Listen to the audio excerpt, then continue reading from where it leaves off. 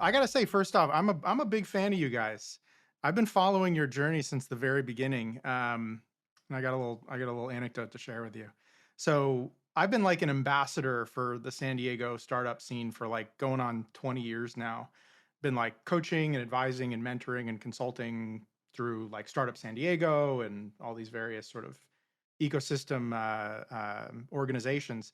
And like a few years ago, I heard these sort of grumblings in the community that there's this startup that came to town and they're just blowing up, right? They're just at, something like 50,000 users a month, something crazy like that.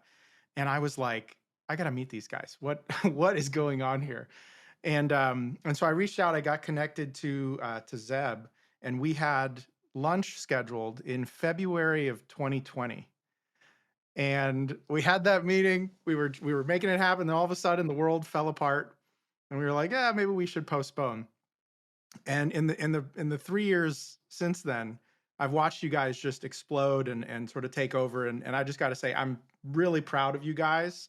And when I see you guys on a billboard in the BART station in San Francisco, and I see you guys on trolley cars and on the Super Bowl, I'm like, yeah, represent San Diego. So it's awesome, and it's great to have you and great to meet you. Yeah, it's been what are we going on, like, I think a little over 5 years maybe of our product launch. Oh, that's awesome. So yeah, so I want to learn a little bit about you first. What's kind of your origin story? What's the radioactive spider that bit you when you were a kid that turned you into who you are today?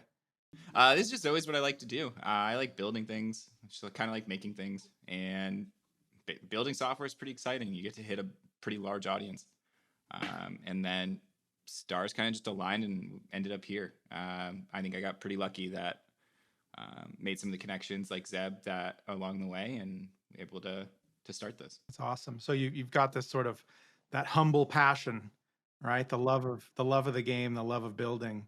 That's really cool. Awesome. And then so where did you meet Zeb? In North Carolina. So actually, we met on a website for co-founders, and in North Carolina, there's about like 5 people on that website, and so he was one of the like 5 people, and we it was cofounderslab.com. I think they still are going. I think they might have shifted what they do. I think it's more of a community rather than like a find a co-founder type thing. God, you met on an online dating site for and it actually worked. Holy crap. That's amazing. I kind of joke about, the co-founder relationship being like a marriage and how it is just as difficult, just as challenging as a marriage. And, I deal with a lot of kind of marriages on the rocks, even with co-founders. So the fact that you guys, man, you struck it, man. That's incredible. So you met online. Did he have the idea and then you were the builder? How did that go? Yeah, so we were actually building something else first. So we met. We I think we really just wanted to make something. We kind of knew that. We met. We were going to build one thing, and that's where we never started that. So that was going to be like a Craigslist competitor. But as we looked into it a little more, there were some up and comers that we were just like, is this a market you want to start in when someone else seems to be gaining some good traction? And then so we actually spent a year making a video social media app, which we completed, but I don't. We just didn't see a future in it. And when we were building ClickUp kind of internally on the side, and realized like this is something we're pretty passionate about, something that seems other people are would be passionate about, and we kind of went for it there, and drove that forward. Wait, so you're saying you avoided going into a crowded space, so you went for project management and productivity? Another grounded space, arguably. Yeah. I'm amazed too because I mean you guys got some balls. Like you went right head to head with Atlassian, with Microsoft. So what was the opportunity or the gap in the market that you decided to go after? Yeah, so I mean, our team was very small building a social media app, and we were spread across multiple tools. We had people using like Trello as a simple Kanban board, and Todoist just like to do little things, and then from the development standpoint, we used like 8 different things. We kept changing because we hated them all. Like it just never fit our work. And so the general idea is, why don't we bring everybody into one thing? No matter whether it was the customer service, the marketing, development, let's bring it into one platform where you can communicate and get things done together, rather than, oh yeah, I have it over here, I'll send it to you and try it, get it into your workflow.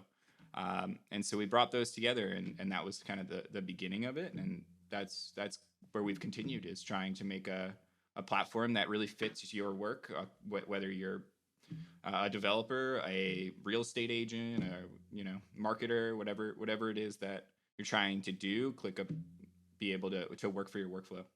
So, other companies have tried this, right? I mean, Microsoft Teams, that's what they're going after. Things like Notion, Slide, again, Atlassian. Um, why do you think they failed and you succeeded? Not to say that they failed, but what gave you that space, that opening to really succeed here? I think we didn't pigeonhole ourselves. I think a lot of people told us that it was a mistake. You need to pick a segment of the market, and you need to go after that. Why are you trying to tackle too much? But I think we just didn't take no for an answer on that and kept charging forward, and it did work out. We have quite a few of our customers are glad that they can bridge the gap in that communication gap within their companies, and we do that internally as well. We use ClickUp pretty across the board, and it's good. You can tag in someone from sales, tag in someone from support, and really have that communication there, rather than bringing 9 more areas you got to jump in. I'm glad you did, because I hate all of those other tools. I've been a project manager, a scrum master, a product manager. I mean, my whole career. And you're absolutely right. Piecing together all these different tools, having that distance of information, of communication, and you guys really did nail it. But did you have doubt? When all these people were telling you were crazy, did you believe them, or were you just so sure of it that nothing could stop you? I think when enough people tell you that it might be wrong, you definitely think about it. You ask questions. I know me and Seb had conversations of, should we try to just tackle a development use case and just focus super hard on sprints or something like that, or super like going all after agile. And at the end of the day, it just didn't align with kind of our mission and where we saw our product going. And so we wanted to bridge those gaps. We wanted to have people be able to work together, not silo them more just into another platform. So yes, definitely had the conversations, but kind of kept charging forward. Yeah. Oh, that's wonderful.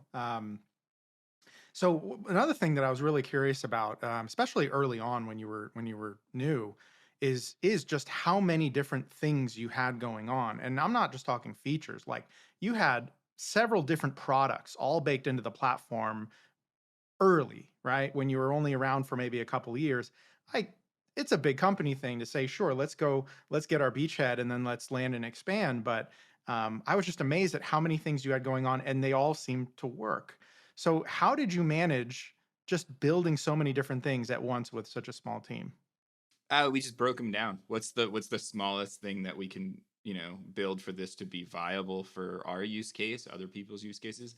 It's the great thing about like being in this space, is we use it so much that where the gaps were in your use case.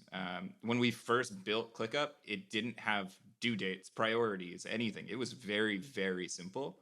And we started very simple, and that's kind of how the approach we took to any piece of our product was: start very simple and start adding what we needed. So what do you really need to get this done? Great. Now start adding the bells and whistles. Or what are you still missing?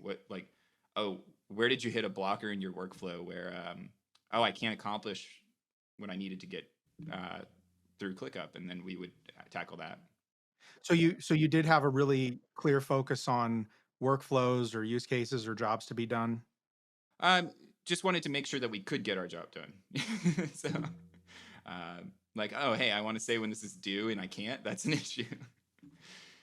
This is a challenge that a lot of companies deal with. Is they're looking to build a feature, and they go really deep and think about what are all the bells and whistles or all the things that this feature should do, but they don't think about what's the task that the customer is actually trying to accomplish and how do they thread that needle all the way through your platform. So you get these silos within either within a platform or again across multiple platforms. So it sounds like you did the right thing there, which is focus on the customer, focus on the task they want to accomplish, and say, how do we take them through that journey with as few steps as possible, I guess, or few distractions as possible. Yeah, and it's also just like once you do lay it out, it's scope it down. How do we now accomplish what can we do first and have that be deliverable at least internally, and then keep kind of iterating on it to add the rest. So you had these sort of broken down different platforms. Did you, as the company or usage started to scale up, did things start to come apart at the seams? Did you build something that could scale effectively, or did you find yourself having to kind of go back and fix a leaky bucket? Um, Depending on the feature, I think our foundation has been there, but then certain features, you build it for a year or you build it for 2 years. No matter what, you're always going to have to go back. I think it's important to know the limits of those features, though. So, when do we need to go back and make sure this works for 100-person workspace, 1,000-person workspace, a 10,000-person workspace, and just keep going? Or how many customers do we have in it, or so on. So did you sort of intentionally build this architecture to scale that you could go back and replace implementation as needed? Yeah, I think we've always made sure that, hey, what are the bounds, and know when we need to go fix it. We're moving as quickly as we can, so there are areas where it's like, what are the bounds, and let's make sure we know when we need to go fix it.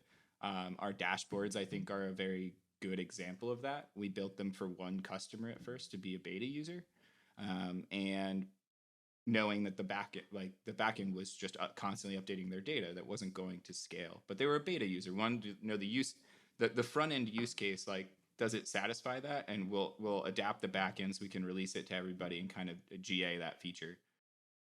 Yeah, so I'm a CTO myself, and I coach a lot of CTOs, and I always kind of get this question. So I focus on scaling up, right? I focus on growing pains and scale stage companies, and one of the questions that I deal with the most often is, how do you know how much to invest in a feature, not knowing how long it's going to last, or and then also obviously being under the gun to continue to deliver value. And my answer to that is always focus on the architecture and the interfaces between components, because you can always unplug and redevelop and plug back in implementation.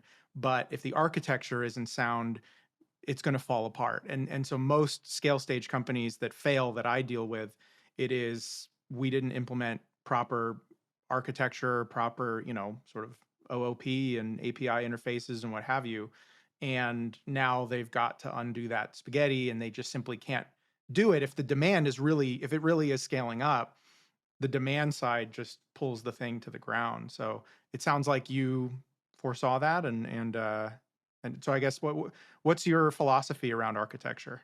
I think we're still going through re-architecture. I mean, I think that it's hard to avoid that. You're going to be moving as fast as you can in the beginning. So I think you want to put a foundation that you can continue to scale on, but you're going to want to re-architect it to make it more efficient, to accommodate more customers, to accommodate customers that look like a certain way that you didn't expect. Especially, we have a very flexible product that you can use it in a lot of different ways. So did the architecture allow for that use case to really scale that way? I think if you over architect in the beginning, you might not move fast enough to reach the point where you are scaling and get those customers in. Yeah, I've dealt with that in the past. Certainly, I've had co-founders tell me I'd rather have a shitty product or a shitty product with customers than a great product with no customers. So um, that is maybe will be a question that will never truly be answered. There's a middle ground. It's always the sitting in an engineering meeting, it's important to ask, like, okay, are we over engineering? Are we spending too much time on the details? And then in the opposite end. Are we not spending enough time on the engineering piece so that this does meet our quality bar and that this is going to last for years to come? Yeah. So this shows chaos to clarity, and kind of my thesis here is to understand, growing pains, right? What were the things that the lessons that you learned sort of trial by fire in kind of the early stages as you were scaling up that you figured out and unlocked some key or some systems that you built or whatever that allowed you to kind of reach that scaling, that seamless scaling. So what were some of the things in your maybe the first few years of your company that were really hectic and you ultimately kind of dug your way out of? Sure. One place where we got stuck was we did a 1.0 to 2.0 version of our product. And 2.0 is kind of what you see today, kind of the foundations with views of your tasks and things like that within our product. Those didn't exist in our 1.0 version. Docs didn't exist.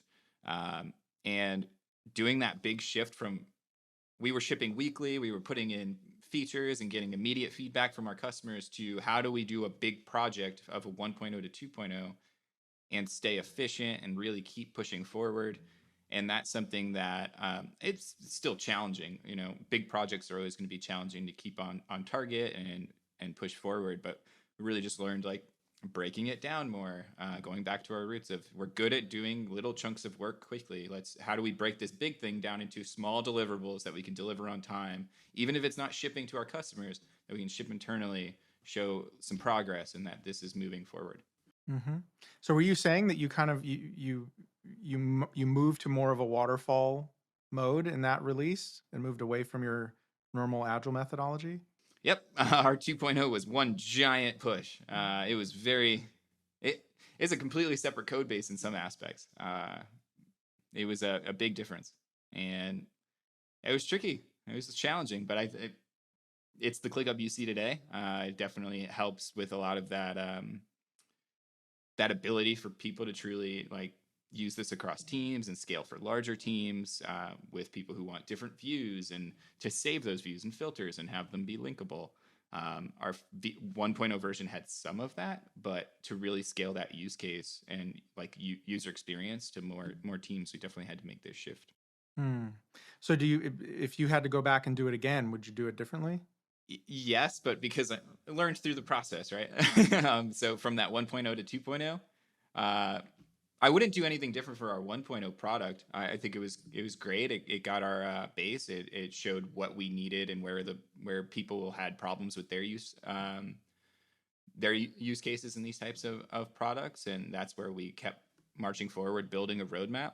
But our 1.0 to 2.0, yes, we learned a lot about building a larger product and a larger shift. And through those learnings, I would do it differently. I wouldn't change what we delivered, but how we delivered it internally. Do you think there is a case to be made for a waterfall approach in certain circumstances, or do you think you should have done again more incremental? Could you have made it to 2.0 in an incremental agile fashion, or was this the only way you saw to do it? I think incremental would have been better. Not but again, not necessarily doing the incremental to customers, but internally. Okay, now you can make views. Now we made more views. Now, like you can do this within views and do that internally, because if we had internal releases, we could hold ourselves to those deadlines. Not be working on 15 things at once because you needed to get this one thing done. That was kind of one of our issues. Was we knew all of the scope of 2.0 and we were working on little pieces of like each piece kind of at the same time, and it took quite a while, but we got there. Yeah. Yeah, so I'm an agile evangelist. I've been an agile coach for many years, and that is always kind of that question that I get is just when it gets too big, it makes it too difficult. There's a certain critical mass where you just don't know how to break it down any further. And again, a lot of that is from maybe not great architecture early on. A lot of times it's just sort of pressure from from the business.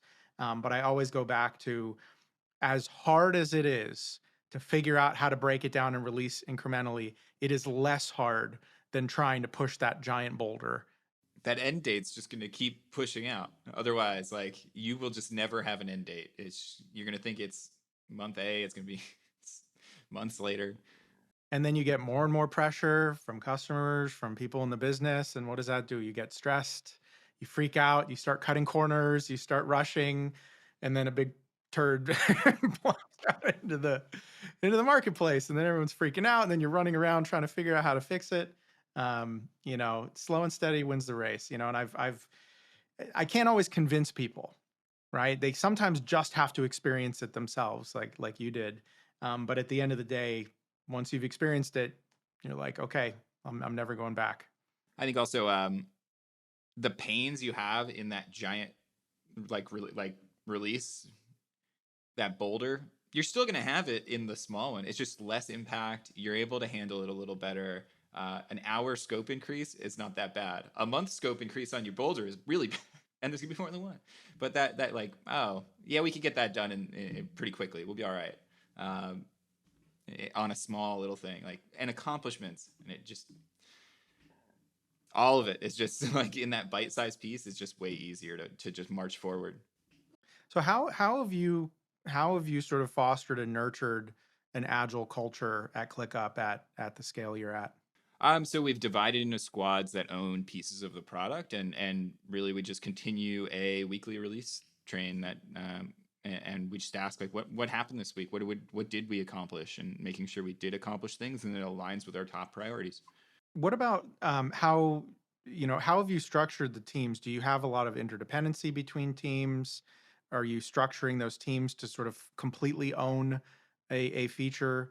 Why I'm saying this is a lot of larger companies will start to either one, they want to throw 10 or 20 people on a product, and so they split it up into these just groups of people that are all interdependent. Maybe you've got a front end team and a back end team, and things like that. So how have you structured your team so that they can be autonomous? So they own pieces of the product, and I I think in our product, depending on what you're building, this might not be the case, but our product, you can kind of own end to end most of the use cases in that product. So like we have a squad that owns docs. And so they own the front end, back end of docs. They own, and then we're um, big on service ownership. So they own how well is that service doing? What are our error rates? What's our latency? Um, what are we tracking to make sure that this is successful, both from a user experience and product perspective, also like uptime and latency, and just making sure what are the important metrics for your piece of the product, and driving those forward so that the user is having like, it's all about what is the customer experiencing what we want them to experience. We want a positive customer experience. Yep. So everybody's on call. They have their own on-call schedules. There are folks. We have joint pieces of infrastructure that we're breaking apart with an SRE team that helps for those, and we have ownership of those pieces. But we're trying to break those up as much as possible so each squad can really drive forward their piece of the product. So that's the key right there, is ownership. So when I see big companies that have all these sort of strangely broken apart teams, you get that finger pointing, right? That's not my job, it's not my responsibility. It happens with QA, it happens with operations. And what ends up happening is, the developers may get lazy, where they don't completely own the successes and also the consequences of their work. Things start to break down. So I'm all about, again, that autonomy, but completely encapsulating ownership of the experience within the team. So that's again, check mark. You got the right answer there. And hence why you're here, right? So anyone who's listening or watching, if you want to see what it takes to grow a startup to this scale this quickly, these fundamental agile principles are absolutely necessary. I would be incredibly surprised if you made it here doing it differently, doing it with maybe a waterfall approach, or by having these sort of, again, these segmented teams or what have you. Um, this is really great proof. So I'm happy to hear it. I mean, I wouldn't say that everything's always purring perfectly and everyone has ownership. It requires, to keep drilling it in. It's a cultural change for a lot of people, and like you're saying, a lot of big orgs don't necessarily have that. So making sure people who we do hire understand that's how we operate, and that's going to be the expectation. That's something that like that they want to own this piece of product and push it forward. and be accountable to the customer of what's the quality of this. Mm. So what are some of the scaling challenges you're dealing with now? So we have shifted a bit towards efficiency. That is a fun one. I would say that's one of the big changes in our architecture that we're making. So we had a very large multi-master database, and it scales horizontally with like more replicas and whatnot for reading. Breaking that apart is essential for us for efficiency. The database just keeps growing, and it becomes a decent cost. So that scaling there for efficiency has been one of the areas where we've been pushing forward. Scaling our teams and processes. That's as you go from 10 to 20 to 100 to so on, you'll have to constantly look at where our process is breaking, where are we not being held accountable anymore, how do we fix that, and just keep pushing forward there without too much process that slows everything down. Yeah. Well, so what are some examples, or what's something that's really kind of stuck in your craw with respect to process? Hmm. So, I mean, having weekly reports of what did you accomplish has been beneficial. It drives that ownership, drives that you are delivering to your customer. What we are currently putting in place more diligently is that, okay, are you delivering that while meeting all of your metrics for quality? Let's make sure that we're not over indexing on delivery without delivering with quality. And so what are your driving like an SLO culture of what are your SLOs that you're going to be accountable for, and make sure that you're positively impacting those things with what you're delivering. Yeah, I'm a big fan of the Dora metrics for that reason. Is you familiar with that acronym? Yeah. Yeah. So for folks out there, right? So Dora metrics, there's two metrics for delivery and there's two metrics for quality. And so you've got kind of what's your lead time for changes and what's your deployment frequency. So can you move fast, get ideas out there in the market? And then on the quality side, it's kind of your defect rate and then your time to resolution. So how often are things breaking? And if they do break, how quickly can you get things back up and running again? So you got these two kind of trims here where you can say, all right, let's see if we can crank up the speed and then monitor the quality. And if the quality starts to go off, okay, we got to tone down our delivery, but then see if we can improve on our processes or DevOps or what have you, so that we can turn that back up again without going over those thresholds. So sounds like that's what you guys are doing. Working on it. So we're trying to get that into our CI/CD pipeline of just reporting there, and just continue to improve. We haven't rolled them out yet, so we have our like general metrics that we have per squad that we're like tracking each week. We have a meeting to go over them. We want to get the Dora metrics in. We're just not quite there yet as far as having them ready for each squad. Yeah. What about from a leadership perspective? Where are you struggling to kind of meet, the challenges of the day at this scale? I would say urgency on the right things. It's kind of that if everything's a priority, nothing's a priority. If everything's urgent, nothing's urgent. Uh, Pushing for weekly and driving that cadence as you scale up an organization. Well, let's make sure we're driving forward the right things, because and that we're driving them forward to the quality bar we want. Um, I can release something tomorrow that doesn't work. That doesn't mean I should do it, and have people recognize that that's what we're really held accountable for, is not just delivering something at a good rate, but that we're delivering quality at a good rate and driving success for our customer. Because that at the end of the day is the whole point. The whole point is that we want to make our customers more successful, and the metrics we hold ourselves to should be doing that. Not necessarily just a metric because that's a metric we decided one day. Yeah. So you talked about ownership. So are you suggesting that it's you may be getting conflicting, or they may be getting conflicting priorities, that they need to move fast, and so they're compromising quality, and then you're trying to lead them to push back more, or what do you think's happening there? Yeah, I think, and it's altering those conversations. I think we early on it's a lot easier to have conversations with people and not necessarily have the conversation percentage of what we're talking about necessarily align with priority. Um, for example, quality and reliability and trust with our customers has to be the number one thing.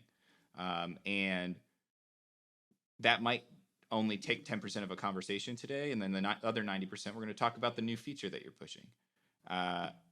That doesn't necessarily align with your priorities. And because of that, at scale, I think it can make it confusing for people who are driving like, oh, I own this piece of the product. And it seems because of our conversations that I should be pushing more on the new feature without necessarily the trust and quality, because that was what our conversations seem to reflect. And I think that is the piece that we are adjusting and trying to shift focus on, is just, okay, what is that? Just driving that communication of this is the most important thing. This is the most important thing. Rather than assuming because we said it's the most important thing, you'll understand, even though that's not what we're going to have a majority of our communication be on. Right. So how do you deal it with that today? How are you sort of approaching it to make quality, the number one priority? Shift the percentage of the conversation that is towards quality versus like just raw delivery numbers or anything like that.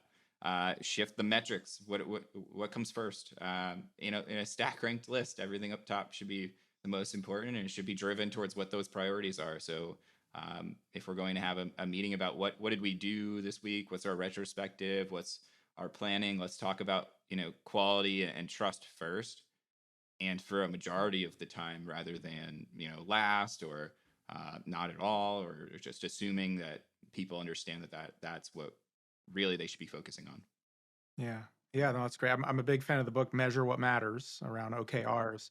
And so that was where my head was going too. And you're saying, yeah, we're sort of working on implementing these metrics, getting those quality metrics not only recorded, but sort of top of mind, super visible.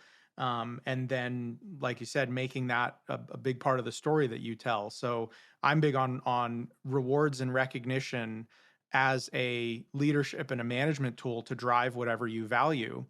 And so what I would coach you to do in this scenario would be any opportunity, every touch point that you have with anyone on your team, whether it's your leadership team or sitting with your dev teams, whether it's at an all hands, whether it's at a sprint review, retro, what have you, look for those opportunities to say, how can I call somebody out and reward people, maybe even with money, right? Or some sort of recognition for supporting those values. So when a release goes out, you don't just say, "Hey, great job, you guys. We worked really hard and you got that done."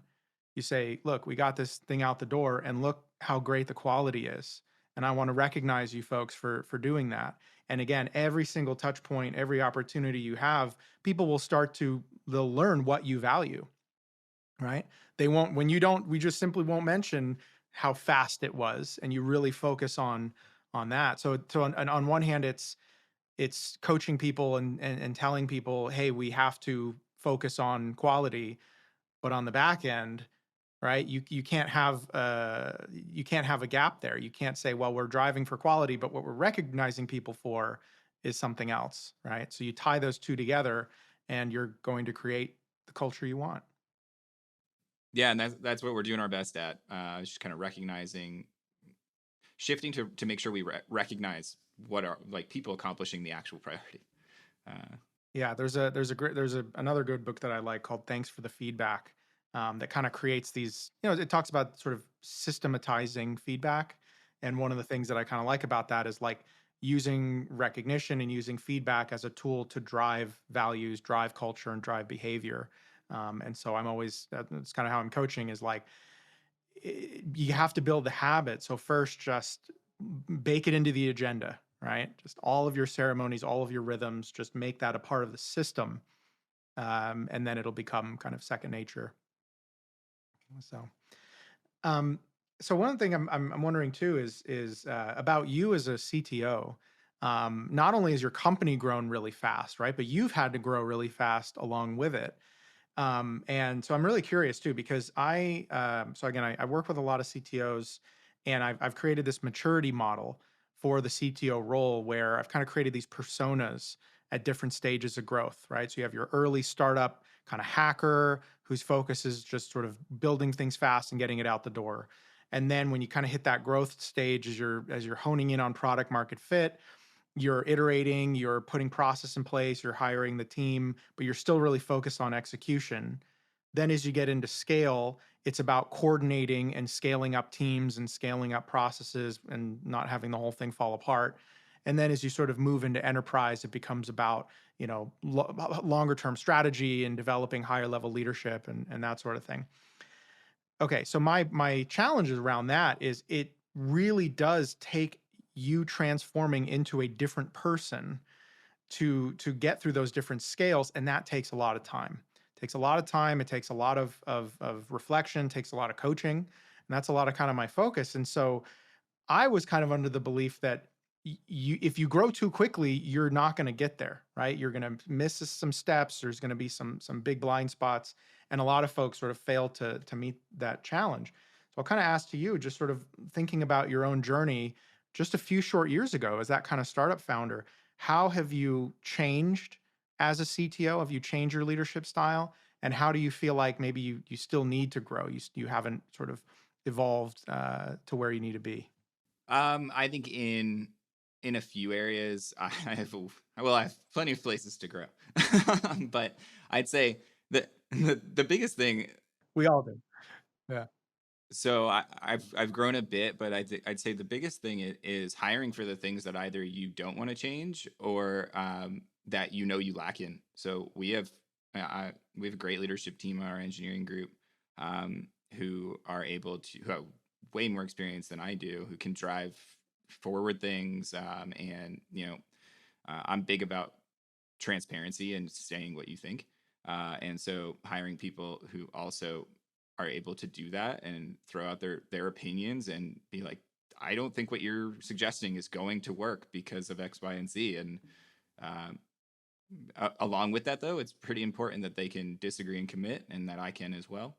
And I think that's kind of where we're at today with our leadership team, and kind of my biggest struggles today in my role is if things aren't going well in a certain area, I have a very hard time keeping my hands out of it.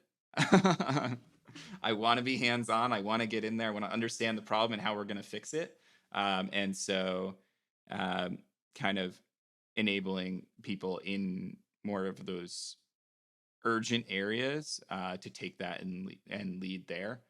Sometimes I do my best. I try to acknowledge it and understand that that is something that I need to change and make sure that I don't do it too much. But that is definitely somewhere I still need to grow. Oh, that's wonderful. Again, I'm just thinking like you really did make a lot of the right calls. Where again, a lot of people in your shoes may have just taken a left when you took a right, zigged when they should have zagged. But so that is the key. Again, the name of the game is I say hire, delegate, elevate. So getting yourself out of the areas of your role that either you're not great at, but also just that there's too much of it that it would drag you down. Trust those people, be able to zoom out and say, okay, I've got I can see the whole battlefield here. I've got my generals deployed in these different areas. And now I've got these metrics, right? And the transparency is so that they're telling me where there's a problem. And then I can zoom in if I need to. But they've got the day-to-day covered, right? So then you can come in and bring that sort of that genius, that specialist mentality to unstuck things, right? But you're not in that critical path anymore. So um, sounds like you made the right call. And I understand how challenging it is, and it is something I think you have to hold back from, right? Because it can bring things down when you're always sort of jumping in and trying to be the hero. Um, but still, right? You've freed yourself up so that you can hone in on specific problems. It's also back to that like ownership mentality of if you want these folks to own it, you can't be jumping in and owning it for them. So, like, you're not driving the culture you're saying you want. Right? You can't teach someone to drive if you're always grabbing the wheel, right? Yeah, and they're not going to like it either. You said you're going to own this thing, and now you're not letting me. You're stepping on my toes. Yeah. Oh, exactly. But you say that they challenge you. Do they push back in those cases where you maybe feeling the need to grab the reins?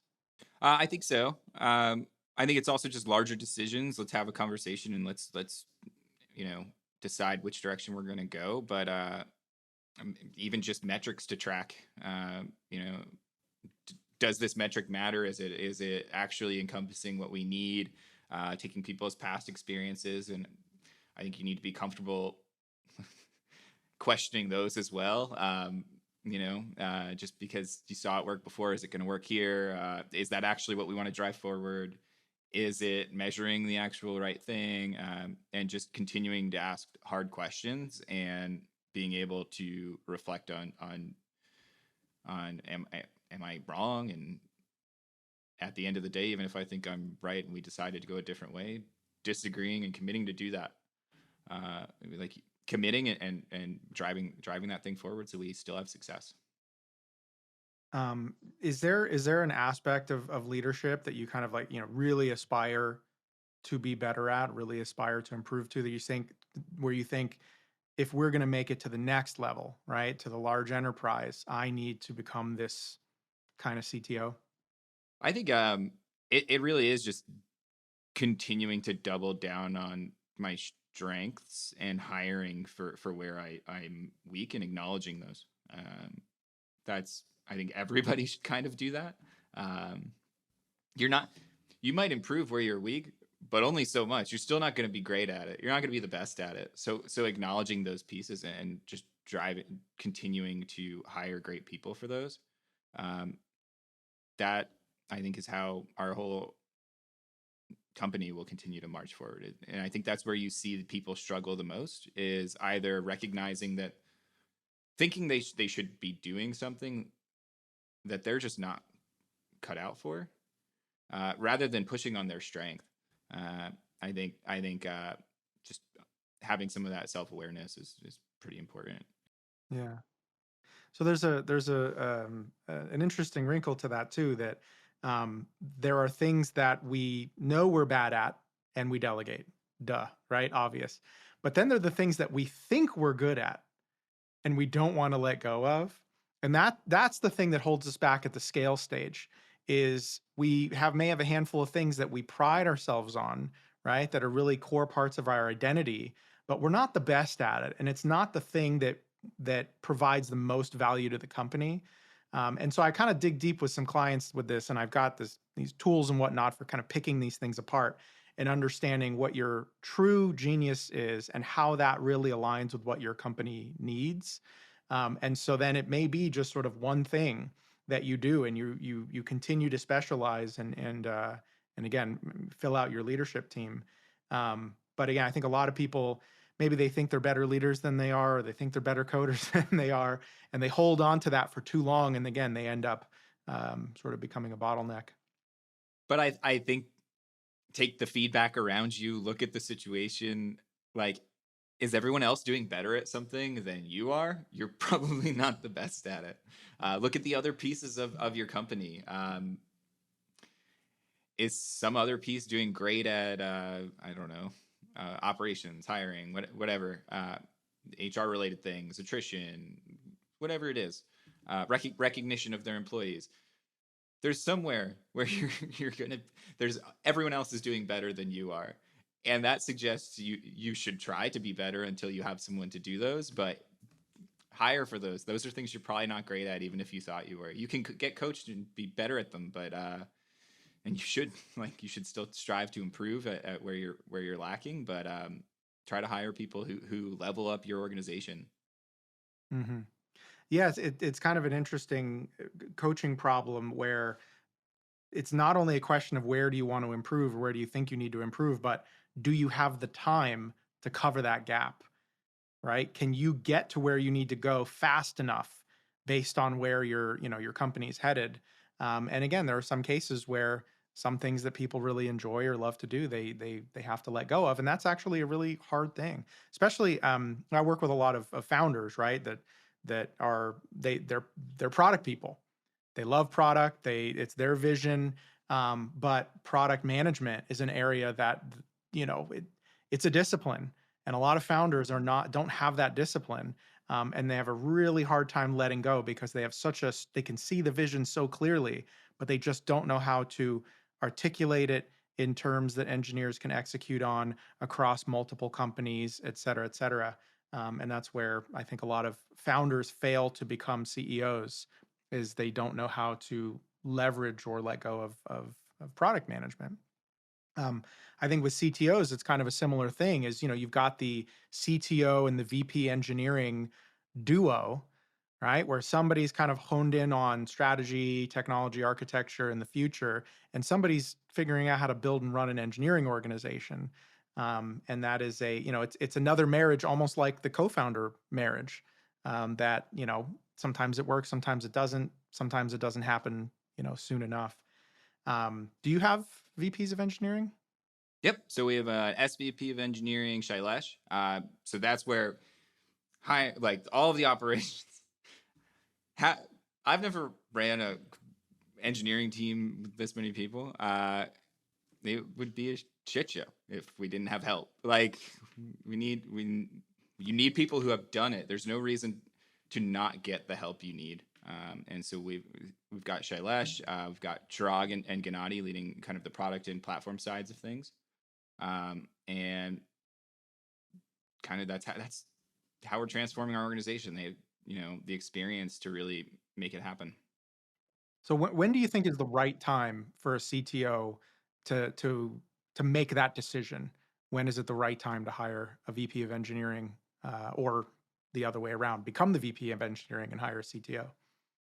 I think everybody who's in their position should really be very confident they can grow at a company that's scaling, can grow and be or you already are what you would need to be in that position in like a year or two. If you don't think you're gonna be there in a year or two, you probably should already be there. Also, you should probably hire for it because it's going to move very fast. And like you were saying, you're just not going to have the time to invest to grow. If you're not confident you will have the time to invest to grow into that position, you should hire for it. And also, it takes a while to hire. You're gonna want the right people. Yeah, the growth and scale stage is the VP, the CTO role, and ultimately the VP of engineering. It's a recruiting job, like almost entirely. Your job is getting talent, evaluating talent, recruiting, attracting, retaining, closing, getting them on the right teams, getting those teams spun up and effective. That is a full-time job, when you hit that kind of a growth spurt. So, sounds like you saw that coming and sort of stepped out of the of the fray at the right moment. Yeah, it and talk to the rest of your company. What do you guys think our engineering team should look like? How are you growing your piece of the company? Because our piece of the company will have to support that and kind of match. And so figure out what that roadmap looks like for not just your product, but what does your team look like? And start having those empty seats that you want to fill. If and decide, am I the one who's going to sit in that seat, or am I going to sit over here? Where am I in this picture? Yeah. So where do you see yourself? Like what kind of a CTO are you? Right now, I fill whatever gaps we need. So that's where I sit today. So today, heading our infrastructure team, our quality team, and I have some reliability and architecture initiatives across our organization. That is where I sit today. Where I'd like to just continue to grow into is that architecture piece. I love building stuff, and I don't want to get away from that. And so uh, that's where I want to continue my path. I see enterprise architecture in your future. If you keep going the way you're going, you're going to need to build an architecture team for sure. And I mean, we've hired there as well. So we have Jiyoung and Tony. Tony's a recent hire, and Jiyoung's been with us for a while. And again, places where we can kind of talk about these things and learn from their experiences of, well, here's some bumps in the road if we kept going this direction, or here's something we really need to start considering. Uh, Grabbing the experience of other folks who've seen some of this growth before and seen what great looks like. I think that's incredibly important. And I think that, especially with, I'm sure you've probably seen it a number of times in coaching, is recognizing that you don't have all the answers. you should go find somebody who's experienced and either hire or find them an advisor who can really, you can put your ideas past and make sure you're not going down a road you won't be able to turn back from. Yeah. Yeah, I talk a lot about, kind of the domain of solved and unsolved problems. And as much as possible, you should avoid solved problems, right? Take stuff off the shelf, hire people, buy stuff, do whatever it takes, and focus on the 1% or few percent that is, this is the unsolved problem. And then to have the wisdom to understand the difference, between the two. So how do you coach your team? How do you work with your leadership team and help them become the best version of themselves? Pointing out problems. I think at the end of the day, I think a lot of the way you can measure success at this pace is how quickly can we identify a problem, and then how quickly can we solve it, depending on how bad it is, severity. And that's kind of how we pushed forward. I definitely trust our teams to continue to scale their organizations. They've done this before. They've scaled teams. They've hired teams. They've ran plenty of teams pushing product and pushing platform. And I just think we need to look at where did we miss. We're moving very fast. We're going to miss things. Where do we miss, and how are we going to make sure that we fix it if we need to? Recognizing not every problem we have to solve right now. So that's how we tackle, I think, week by week, and just continuing to push forward and grow, recognizing where we need help too. I mean, that's usually the hardest part, is recognizing where you need help and asking for it. Yeah, so my philosophy is coaching is the most mature sort of form of leadership, especially as you are reaching a level of scale where you simply cannot manage anymore. It's too big for you, right? And so you have to instill values and instill ownership in your people, right? For them to continue to take and run with. So the way you create that ownership, the way you create that alignment is with coaching. And so that's basically my, kind of my, maybe it's an ulterior motive, but I'm maybe pretty transparent about it as well, is that when I'm coaching somebody who's going through a growth stage, I'm trying to turn them into a coach. Because that's what happened to me. Why am I a coach right now? I was a CTO managing a team was growing. I couldn't tell them what to do anymore. I needed to figure out, how do I internalize this? How do I plant that seed, so that they own and believe in the mission as much as, and value what I value. And so I'm always thinking about, how do I instill, more coaching competencies within my clients. So do you have any experience with coaching, either yourself or with people on your team? No, I mean, other than general manager feedback and kind of going back and forth that way. Just the more inside your company, kind of what you would expect from managers and peers. But otherwise, no, not really. Do you see that as a responsibility of yours, or of your leadership team to coach their people? Oh, 100%. You're supposed to be growing your team. Everybody should be growing to something. Not I will take a step back from that. Not necessarily. There's people who are going to hit a point. You can still they can still be coached and grow on how they can be better in that position. But eventually, someone will reach a point where they're happy in their position and they don't want to continue to be promoted. But I want to grow in my position as far as just be better at it. But I'm happy where I am, and I want to continue there. Is fine too. And that's so, but that's the responsibility of peers and managers. I think are to coach your team. That's Yeah. important. I a team's supposed to get better. So you talk about metrics, right? You talk about accountability and ownership and those kinds of things. And it sounds like it sounds a lot like management, right? And you can manage at scale by hiring good managers, but there's always friction. There's always inertia that you're going to have to kind of fight through with that style of leadership. And again, with a coach, with a coaching mentality, with a coaching mindset from the top all the way down, right? It's the bottom pushing up, right, as opposed to the top sort of pulling up.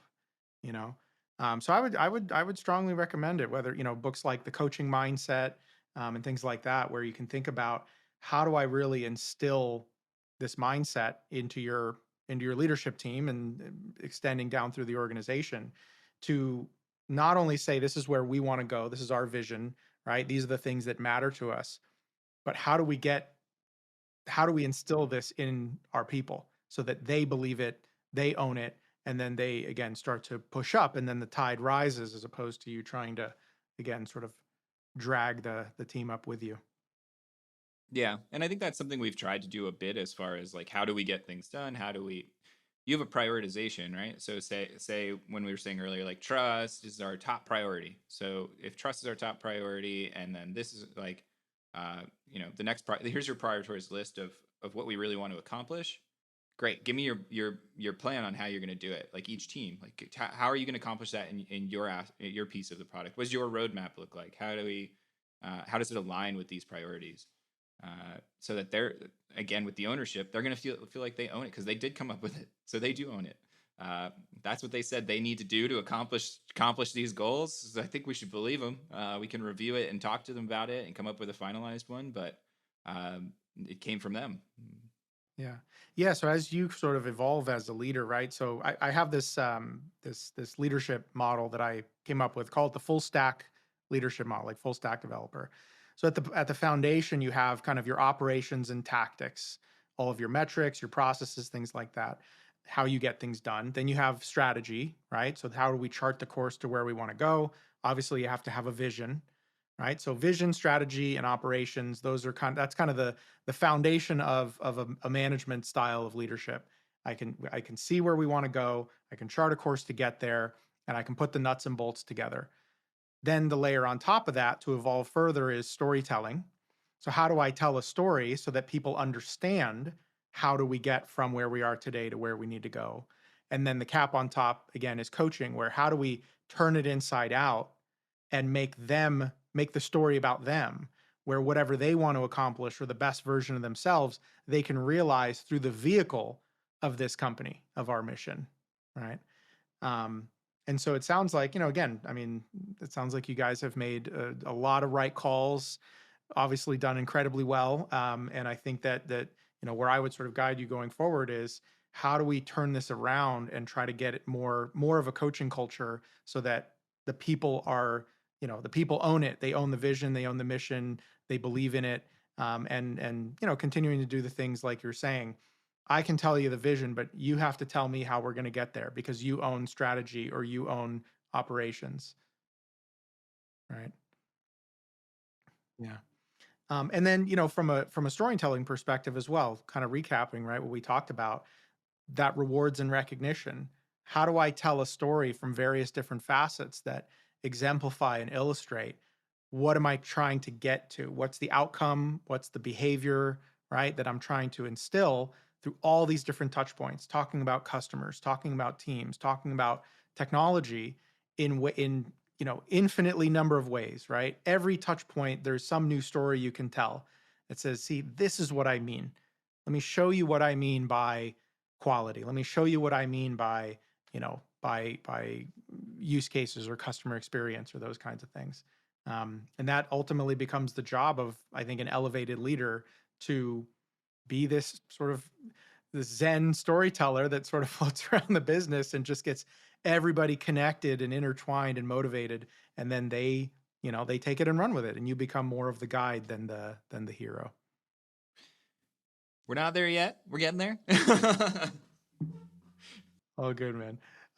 Well, good. Well, I think it's a good time to wrap things up. I obviously do really appreciate your time and appreciate you coming on the show. Are there any kind of final thoughts or messages you want to get out?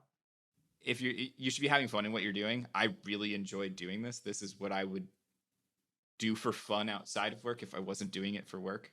And I think people should really try to find something like that. You spend a lot of time on these things, and if you're also going to commit to, say, a startup or a fast-growing company, you will spend a little more time probably than a standard career.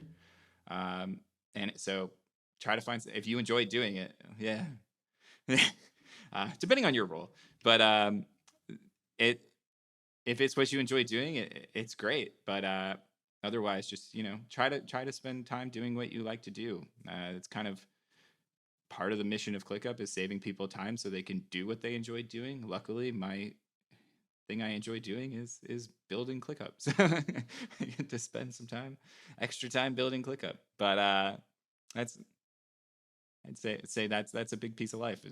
So make sure you're having some fun. Yeah, there's kind of a Zen saying that I really enjoy, even though it's a little morbid. Um, Life is a journey, and the destination is death. So enjoy the ride, right? There only is the journey. So if you're not enjoying the experience, yeah, you're definitely missing out. And then of course, then obviously, if you're miserable, you won't perform well either, right? We don't perform well when we're dragged down, when we're low on energy, So yeah, find something that you enjoy doing, and if there are parts of your job that you hate, hire good people, get it off your plate, right? Hire, delegate, and elevate. Awesome. And then the last thing I'll say, it's about 3 years overdue, but are you guys free for lunch sometime? We should be. I'm actually in Los Angeles, so I'd have to come down. But yeah, we definitely find some time. Awesome. Yeah, no, again, like I said, I'm a big fan of you guys. I'm super proud of your journey. And to be honest, I don't have a lot of people that I work with in San Diego, and so I don't get out much. And so I'm always looking to, make new friends and have beers and, shoot the breeze. So if you ever do make your way down, it'd be great to connect. And Yeah, definitely. awesome. Well, thank you so much for your time. Yeah, it's been great having you on the show. Thanks a lot. It's good to be here.